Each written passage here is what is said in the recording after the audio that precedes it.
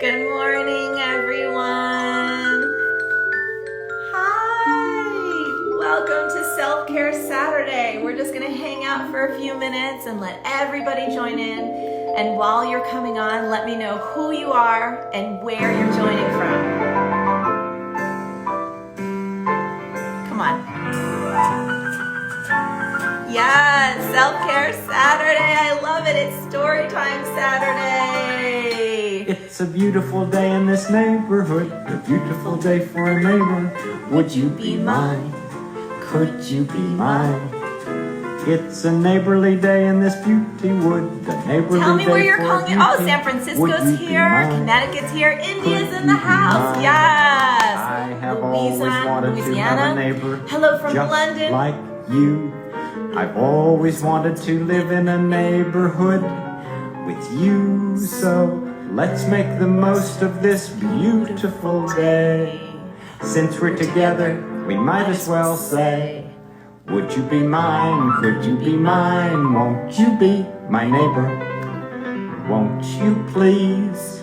Won't you please? I don't know the words. Please won't you be my neighbor? Yay! Oh my goodness. Neighbors are people who are close to us, and friends are people who are close to our hearts. I like to think of you as my neighbor and my friend. Yes! Come, is this not the sweetest thing I came? Okay, I'm gonna stop that right now. I'm gonna turn this off. You guys, amazing! Oh my goodness, Spain's in the house. New Jersey's here. Let me welcome more people. Where are you guys watching from? Yes, I know that Mr. Rogers theme song. It's amazing. Welcome, welcome, welcome. I'm Marie Forleo. This is Self-Care Saturday. I'm so excited. You know, we're gonna have some story time today. I have, of course, one of my favorite beverages, which is some coffee in my Everything is Figureoutable mug. And hopefully, Josh will be joining us a little bit later, and we're gonna read a story from this book, Everything is Figureoutable, and then we'll have time for some Q&A. And I've also got a journal prompt for you. It's something that you can absolutely work on in your journal, which I would highly suggest, or something you can talk about with your family or your friends, and I think it really ties into the theme for today. So let's see, LA's in the house. Oh my goodness, B-School 2020. Yes, I got my B-Schoolers here. Nepal is here. Oh my goodness, I love how much we have so much international representation. Yes, I see someone else, Fitness Junkie, over 40. She said she just got her copy of this. We have Australia, Frankfurt's here, Chile's in the house, Switzerland, Puerto Rico. Oh my goodness, this makes me so happy. I love our community, you guys. I love our global community so much. And I'm actually so thrilled. I got a text this morning from a dear friend of mine. I'm not going to reveal who, but she wants to pull me into a particular challenge, and I'm really excited. And all of it has to do with all of us finding different ways to make a difference for each other. And I think that that is just one of the most empowering and important things that we can do right now. And it doesn't look the same way for anyone. I keep talking to my team about this. I feel like, you know, all of us have such a different role to play, a unique role to play in the healing and the helping of our collective society, right? And everyone has to do their part. It's kind of like a symphony. And you don't have to do what someone else does. It's not going to look the same. Everyone has their own unique special gifts that they can contribute right now. For some people, you know, it's going to look like acts of creation. Other people, it's going to look like literally acts of service, our heroes and our heroines that are on the front lines. For other people, their organizational skills. For other people, it's keeping their family safe. For other people, it's helping the food banks. Like, there's just so many different opportunities right now to turn our collective pain into a really powerful purpose. And that's what we want to do, right? Because so many of us are hurting in so many different ways. And that also means that there's so many of us that are creative and going like, how can I help? How can I be of service right now? So yes, I see all of you guys saying everything is figureoutable. And I believe that too. That is down in my DNA. And you know what else I have here, you guys? I have the Tropicana orange. Now, it is one of the Tropicana oranges that this book is based on. But this reminds me of my beautiful mama, who I've been talking to a lot. It's been really fun to stay even more connected with my folks. So I'm in Los Angeles right now. My folks are over in New Jersey, and we're just having a lot of laughs and a really good time staying connected. So with that, I want to start us off with a little story time. You know, stories are so incredibly healing. They're how we often learn best. And I worked really hard to put as many stories as I could in this book, Everything is Figureoutable. And so I want to read one. I actually took a little temperature on Team Forleo. Everyone had different ideas about what story I should read. I'm going to pick one that just spoke to my heart this morning. Oh, by the way, in the spirit of Mr. Rogers, you guys, I want you to know I have my house slippers on. I have pink house slippers. I love them so much. I wear them all the time. You will catch me at the grocery store, not right now, but normal times you will catch me at the grocery store in these slippers. If anyone ever sees me in LA, it's like, you all know, like when we're on Marie TV, that's a show, right? Like, so it's a show. So you have outfits for your show. And then in IRL, in real life, man, I'm going all the different places with what I'm wearing. It's super, super fun. Hey, Kuma, do you want to say hi to the folks? Come here, buddy. Come here. You want to say hi to everyone for story time? By the way, oh, there's Ko. Hi, Ko. Hi, everyone. So that's Kuma, and I borrowed some of his toys. So they're sitting with me for story time. So we have the duck, and we have the bear, and we have, I will tell you, Kuma humps this one a lot, but he's my child, so I can touch it, but it doesn't have any arms, and it barely has legs, because that's just what, Kuma's a little rough, but you know what, we're fine with it. And then the lovely crocodile. So we have the crocodile here for us for story time. So anyway, stories absolutely heal, and I want to read this one today for you about, I think this is perfect for where we're at right now in our culture and in society. The nasty little lie that holds you back. Starts off with a quote by Sonia Sotomayor. A surplus of effort could overcome a deficit of confidence. Cut back to the cusp of me hurling into a public trash can outside the Viacom building. Just 2 weeks prior, I began teaching my very own hip-hop classes at Crunch Gym. As luck would have it, a producer from MTV was a student in one of those early classes. After the cool down, she approached me and introduced herself. Hey, I loved your music choices and your energy. You know, I'm working on a show we've got opening right now, and we're looking for a choreographer and producer. You should come in and meet my boss. I think you'd be great for this position. Now remember, I was still as green as you could get in the dance world. After all, I had just started teaching my own class and at a gym, for heaven's sake, not a professional dance studio. Only a few short months had passed since that beginner modern jazz cry fest at Broadway Dance Center. And now I was faced with an offer to interview for a position at MTV. The thoughts in my mind sounded like this.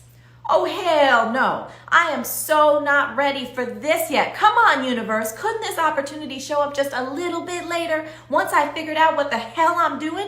When I'm more experienced, more confident, you know, more ready?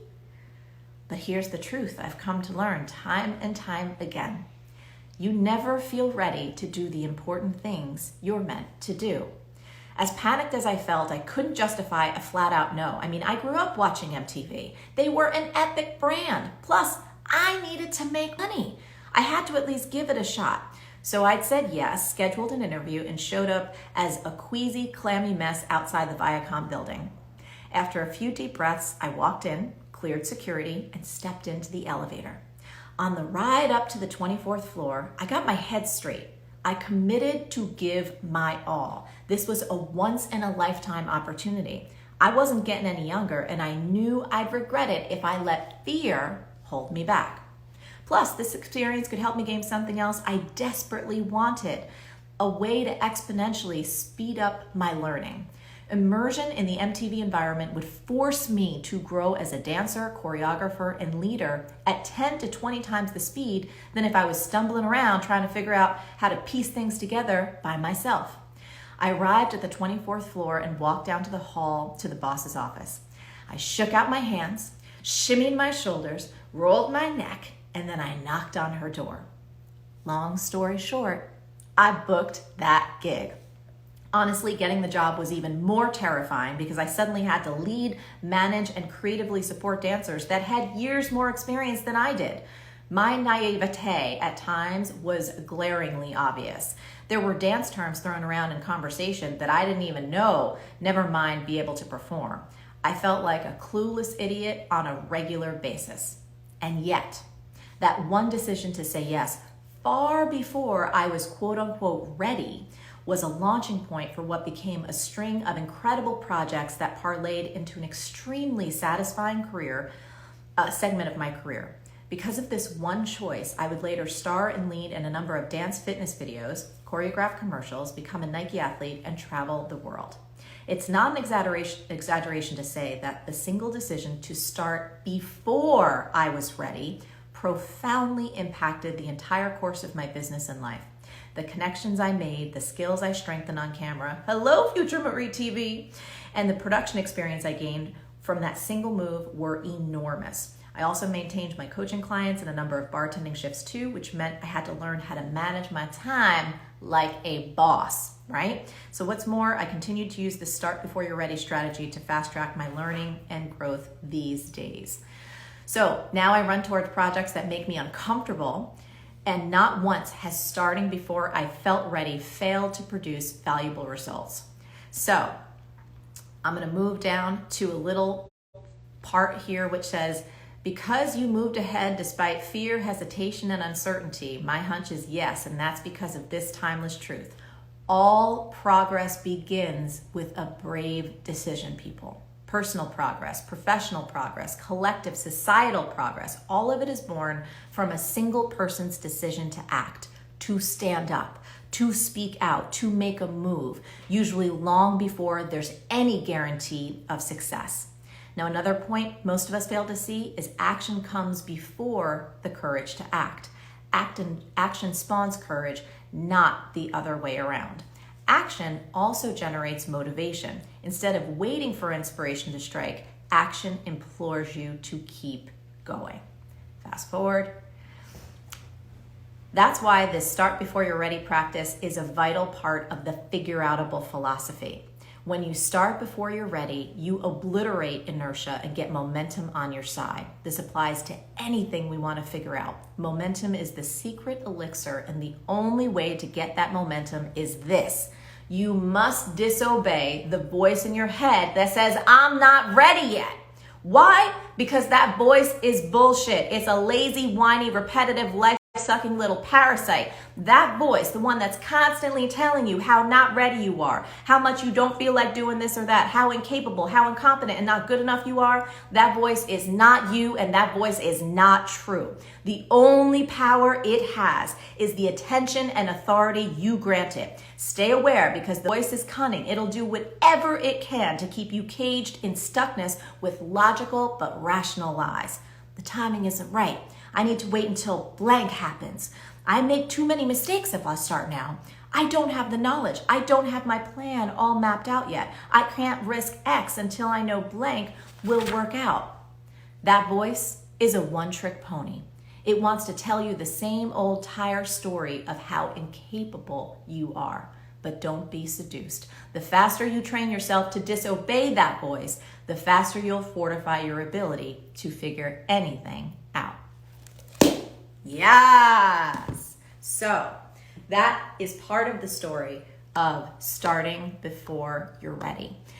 And with everything happening in our world right now, this is an opportunity for you to start before you are ready. There are going to be places in your career, places in your family life, places as it relates to your health or your business or wherever, where the rug has been pulled out from underneath you, right? Things may not look or feel the same that they did 4 or 5 weeks ago. The plans that you had for your business or your life, those probably may not be relevant right now, or at least not all of them. So the question remains, what story are you going to tell yourself about who you're going to be in the face of this thing, right? Because narratives drive all of our lives. We can tell ourselves a story that we're weak, that we're incapable, that this thing happened to us and we have no power over it, that I am out of control, that I am weak, that I can't handle this. That's one story, right? But I think that you're better than that. I think you can tell yourself a different story about how you're strong and about how you're resilient and about how you're going to use this particular circumstance to dig deeper than you've ever dug before and to find a way or make a way to move forward. That is the challenge, my friends. What story are you going to tell yourself about who you are in the midst of this? What story are you going to tell yourself about how strong you are, about how capable you are, about how, you know what, things might be tough right now. Things might seem really scary. That's the truth. But who do I want to be? How do I want to author my story as I move ahead? I think that's a really exciting question. And it's okay to be scared. It's okay to feel uncertain. It's okay that we're dealing with all of this and we don't have to be strong 100% of the time. But I think to intentionally take control of the narrative that you are telling yourself about yourself is one of the keys for how we're all going to make it through this. And we're going to make it through it stronger and better and more connected and more generous than we've ever been before. You know, I'm having so much fun. I will tell you, these self-care Saturdays, they've been incredible. And it wasn't like this was something that I thought about for a long time. I just remember the moment that coronavirus, right, started taking over our global community, I just asked myself, you know, what do I have? What can I give? How can I show up for my community in a way that I feel can be of service? And I feel like I've been training for this my entire life. You know, some of you guys are just joining for the first time. I think keeping our bodies strong, our physical body strong, that has nothing to do with the shape of your bodies. That has everything to do with using this beautiful vehicle and using it intentionally to fire up the different biochemicals that we have that allow us not only to keep our immune system strong, but to keep our head spaces strong, to keep our heart spaces strong. That's why we had movement as the first two bits of our first two self-care Saturdays.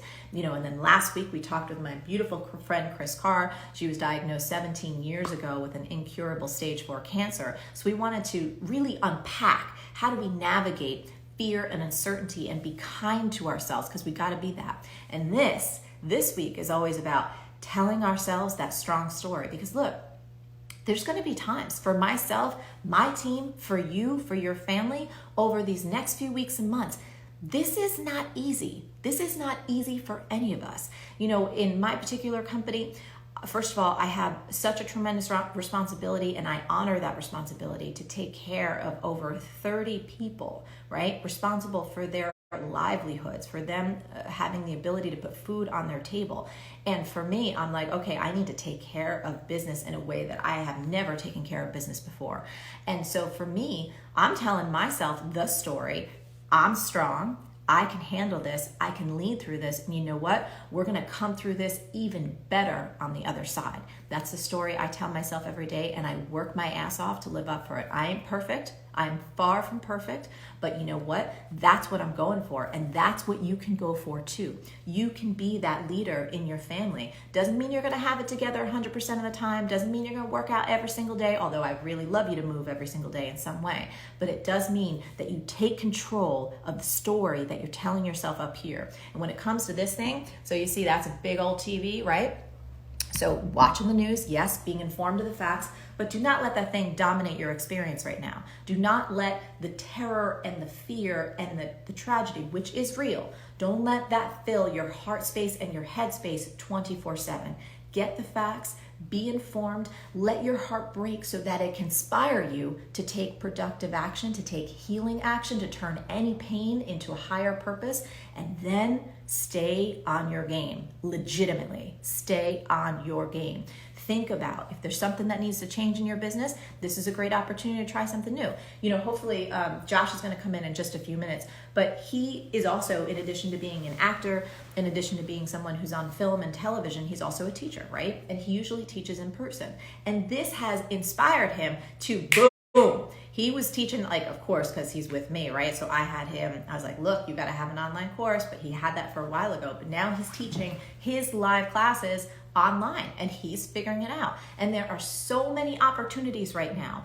It's not easy, but you can and you will figure it out. I need you guys to dig down, dig deep, find that strength, find that resilience. Anytime the story starts coming in, anything around telling you that your life is going to go away, everything, no, it's all done, fuck that shit. That is not a story that you're going to embody. That's not a story that you are going to empower, right? No, we're not going to allow that to happen. You're going to stay strong. It's just like working out. You know, I take a lot of wisdom from my days as a fitness instructor.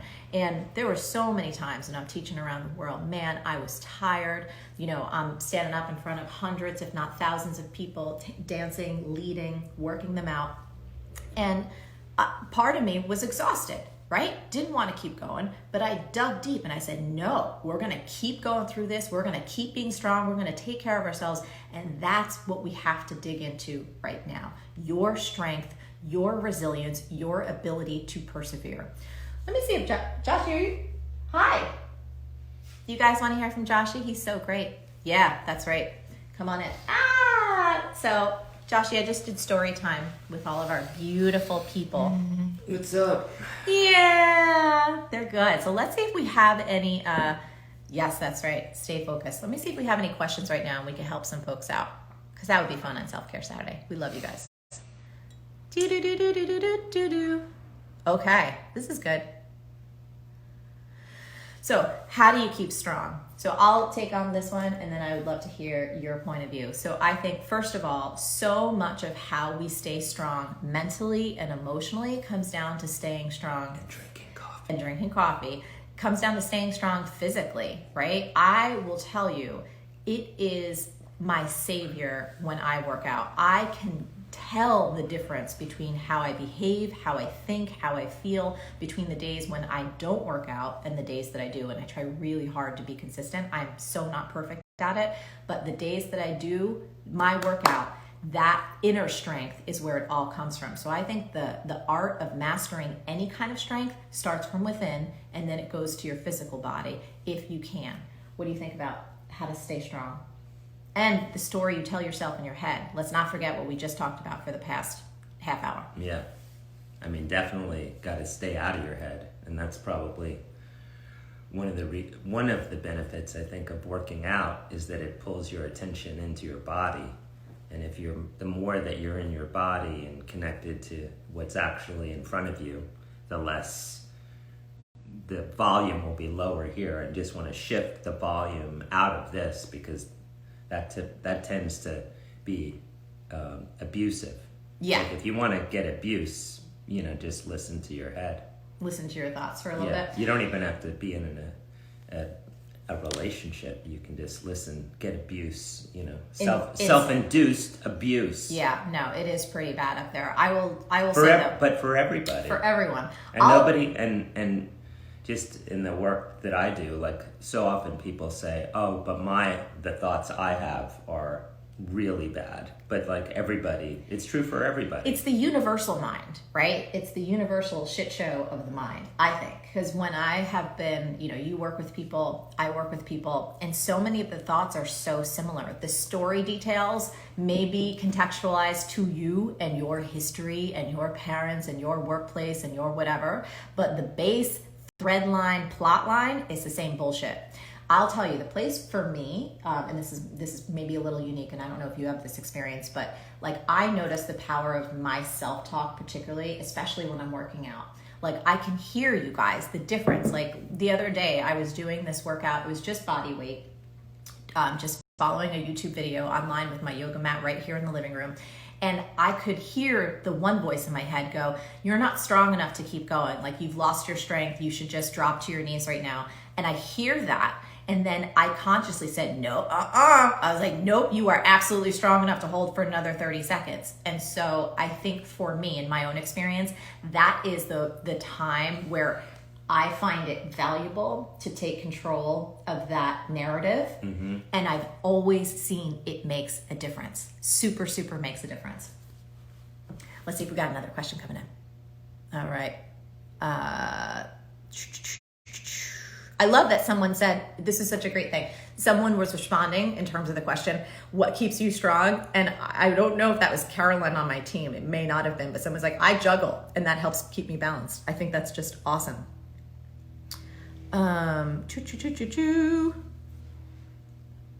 Okay, I'm gonna answer this one. What made you write a book? So this is my second book, actually. Everything is Figureoutable. My first book I wrote way years ago. But the reason I wanted to write Everything is Figureoutable, and this is the truth, it is the most powerful idea that I've ever come across personally. And I knew that, God forbid, if I got hit by a bus. I'm gonna take some of your coffee. Please do. It's the one idea that I'd want to leave behind. And I felt like if I could get down the philosophy, the story, the tools, and just have it all in one package, separate from me, that, God forbid, something happened, that I would leave the world a gift that I feel could really be of service to other people. And I think one of the coolest things is, I don't know if this will happen or not, but a lot of parents are teaching their kids like the story of the Tropicana orange and stuff. And we've had requests for like children's, like a children's book version with it's so sweet. But again, that's a great idea. Something my mom, those of you who've read the book, you know, my mom just instilled in me, and she's still that Figureoutable person. Like, man, my parents, they go grocery shopping, you guys, once a month. But not because of Corona, like my mom year is round. They go shopping for food 12 times a year. So they're the most frugal people ever. I love them for that. Again, I always tell a story, but my mom knows how to stretch a dollar bill around the block like 15 times.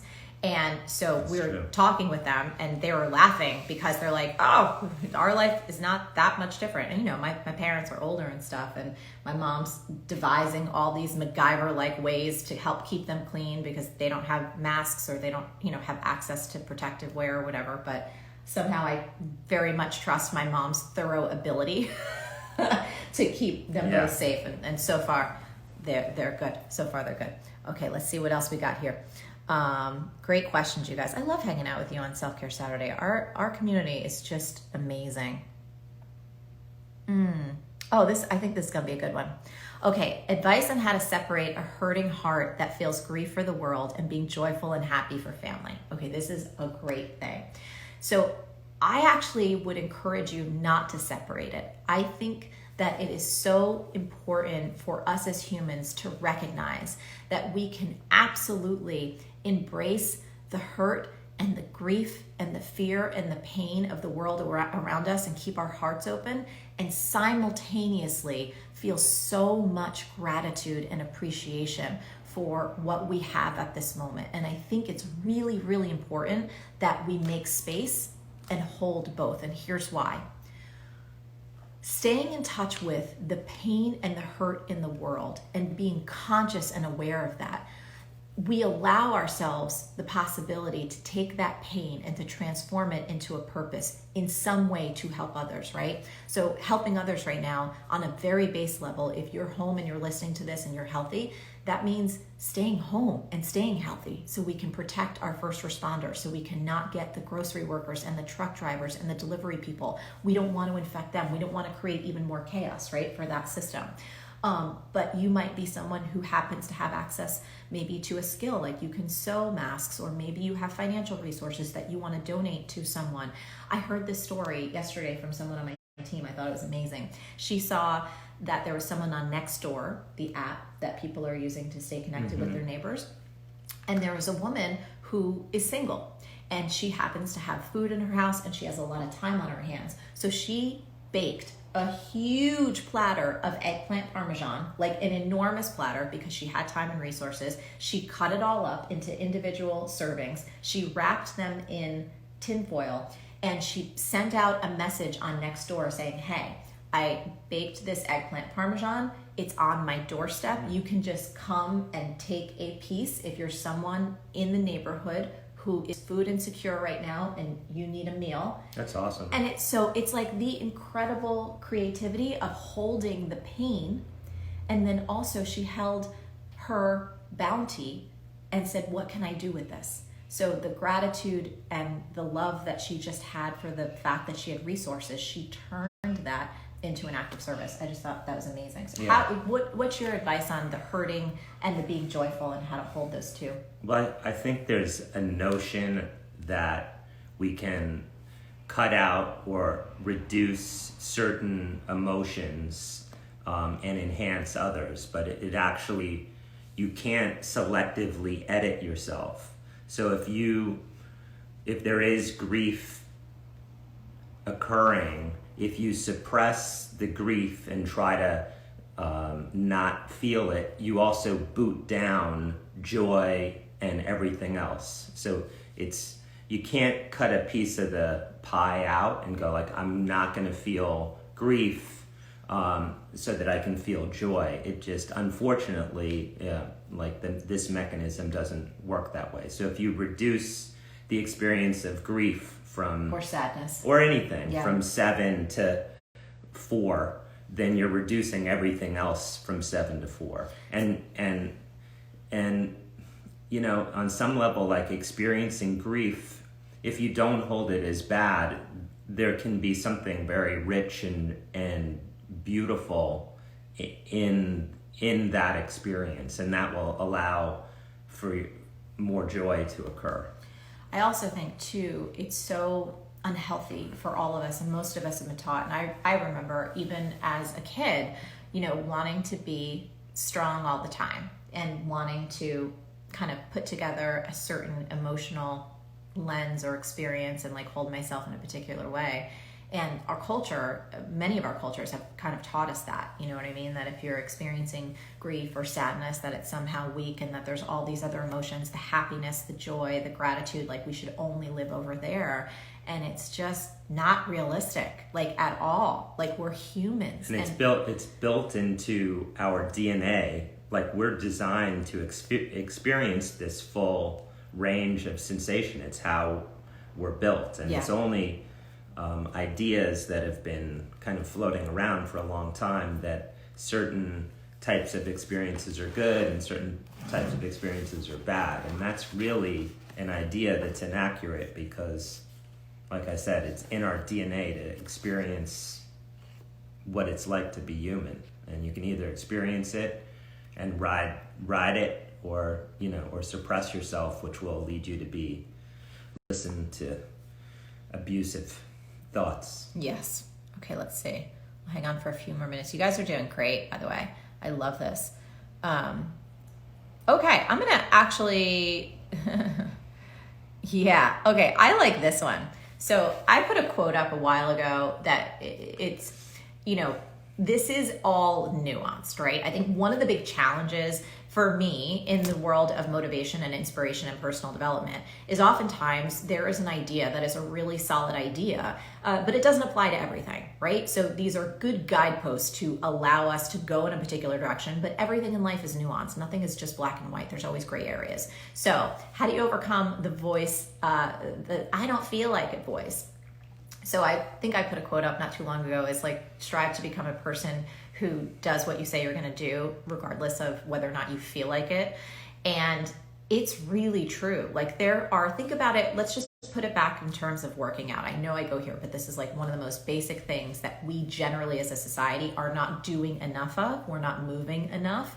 We weren't moving enough outside of a global pandemic. And many of us are not moving enough right now when we're stuck in our houses and we're not, you know, able to maybe run or ride bikes or go to the gym like we typically do. But we have to, anyone can work out in their living room. You need like a corner. That's it. You can do squats in your bathroom. So you have to, do you know that you can though? What? Yeah, you can do squats right over the toilet too. You can. Yeah. No, and I remember when I used to blow out my hair, I used to do calf raises. I thought you were going to say something else. Yeah. No. Anyway, so you train yourself to keep your word with you no matter what. Like, so when it comes to working out, half the time I don't feel like doing it. Like the voice in my head's going like, I don't feel like this right now. You guys got to know. Do you think I really feel like scripting Marie TV for 10 years?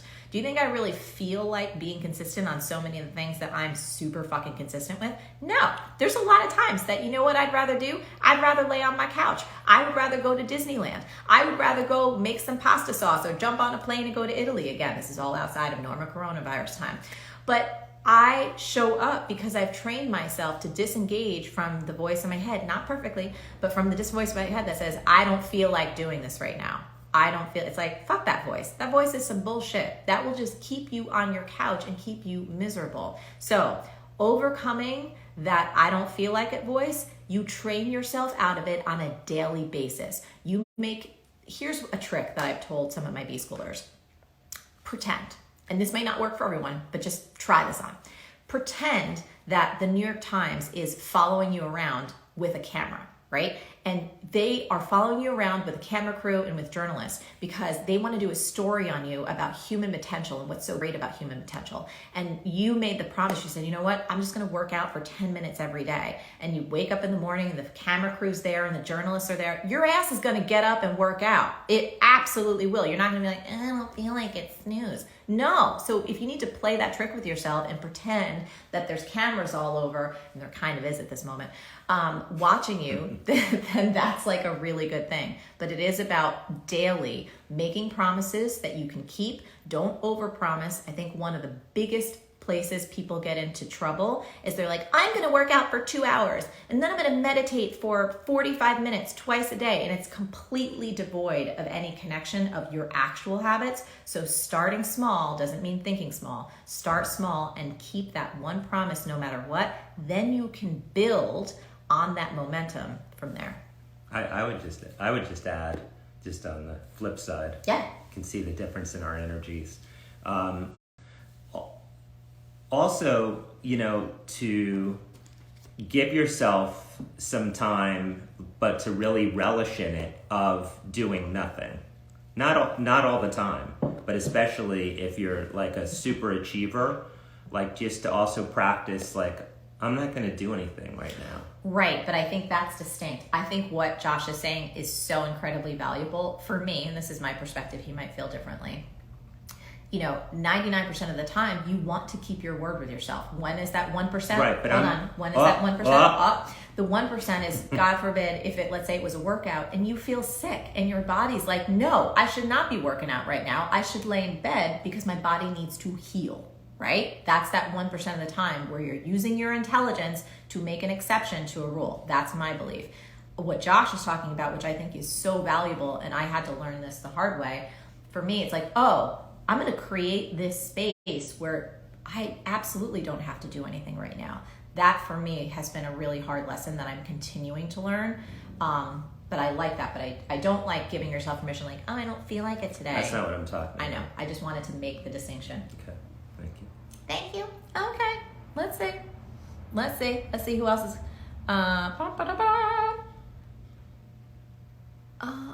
Let's see.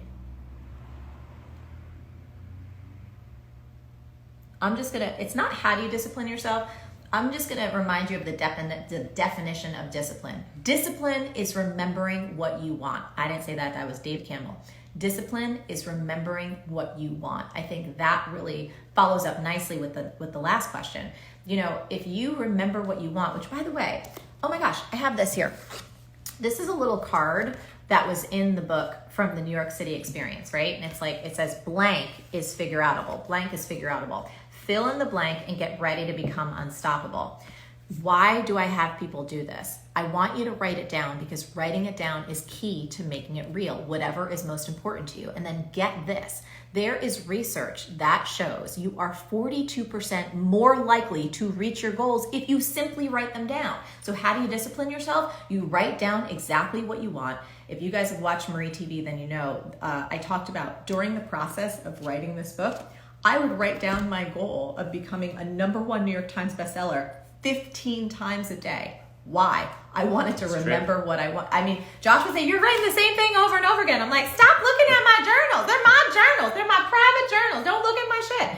But I literally have that written down thousands, if not tens of thousands of times, because discipline is remembering what you want. And by me writing it down 10 times, 15 times, every single day, it kept my top goal top of mind. So as my day went on and people are emailing me, can you come speak here? Can you do this? New projects, new opportunities. I was like, you know what my #1 goal is? To become a New York Times bestselling author. Why? Because I I know from experience that if I had that level of recognition in that particular paper, it would give the book the best chance possible to have a long and healthy life as an idea.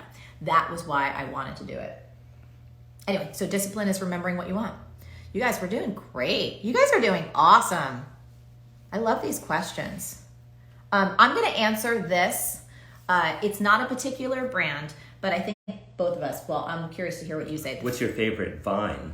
I think she or he meant wine. I like Sicilian reds from the Etna region. But what's that? Falaccio? The white? Oh, the Falangina. Falangina. That's So it's a particular varietal of white, Falangina. That's my favorite white, but I like to try all different types of red, mostly from the Etna region, and I just like the volcanic kind of really complex, interesting flavors that come from that. But I rarely met a red that I don't like, let's be honest. Okay. Okay. I'll bet I got for one more. Yes. And then I'm going to go do nothing. Okay. Then he's going to go do nothing. No, I'm going to go stretch out. Okay. So, how do you show up for your community when you're exhausted? Okay, couple things here. One is, for me, I'm a very... Like this.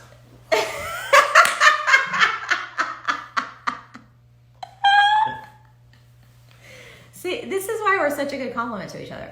So the way that I do it, first of all, I work my ass off not to get exhausted anymore. Did that forever. Not fun, not cute.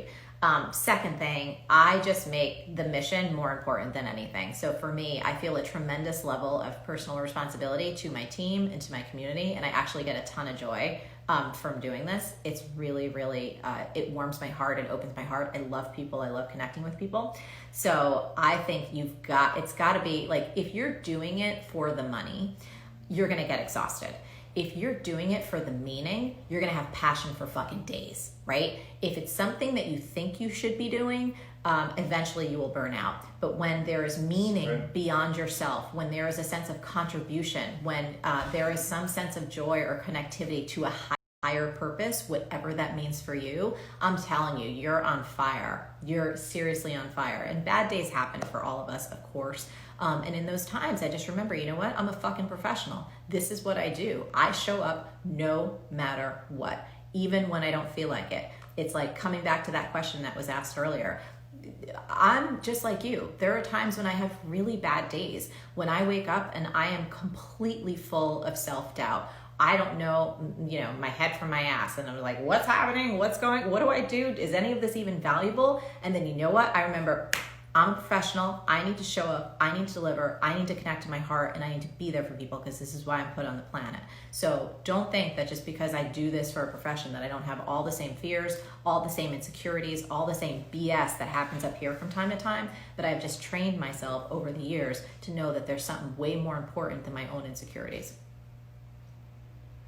Yeah, and I'd say for anybody, when you put your ass on the line to the next level, whether that's however you reach out to your community, it's going to be, just expect to feel more sensation in your body, like fear, whatever it may be. But that's not an indication that you're not ready.